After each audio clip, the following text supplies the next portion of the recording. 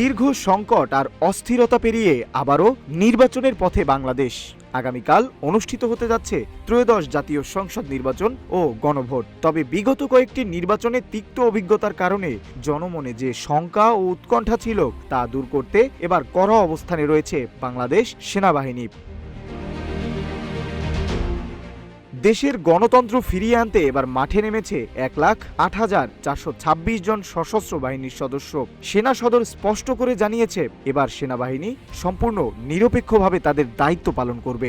প্রয়োজনে আইন অনুযায়ী বল প্রয়োগের বার্তাও দিয়ে রেখেছেন ব্রিগেডিয়ার জেনারেল দেওয়ান মোহাম্মদ মঞ্জুর হোসেন। সেনাপ্রধান জেনারেল ওয়াকারুজ্জামান নিশ্চিত করেছেন, সাধারণ মানুষের আস্থা ফেরাতে এবং একটি অবাধ ও সুষ্ঠু নির্বাচন অনুষ্ঠানে সেনাবাহিনী সর্বোচ্চ সহযোগিতা দিতে প্রস্তুত।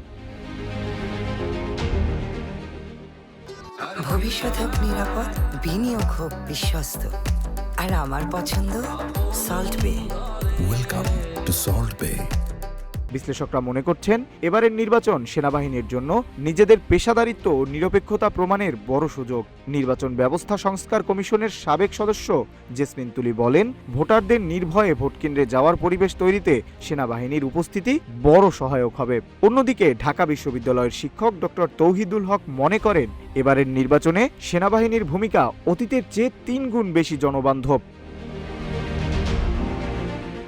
ইতোমধ্যেই রাজধানীসহ দেশের বিভিন্ন স্থানে অভিযান চালিয়ে অবৈধ অস্ত্র উদ্ধার ও অপরাধীদের গ্রেফতার করে নিজেদের তৎপরতার জানান দিয়েছে বাহিনীটি।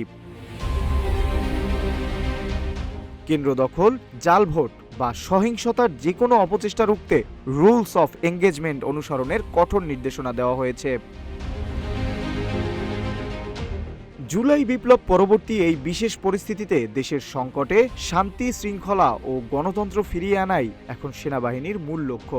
সাধারণ মানুষের প্রত্যাশা, সেনাবাহিনীর এই সক্রিয় ও নিরপেক্ষ ভূমিকা দেশে একটি গ্রহণযোগ্য নির্বাচনের নতুন মানদণ্ড তৈরি করবে।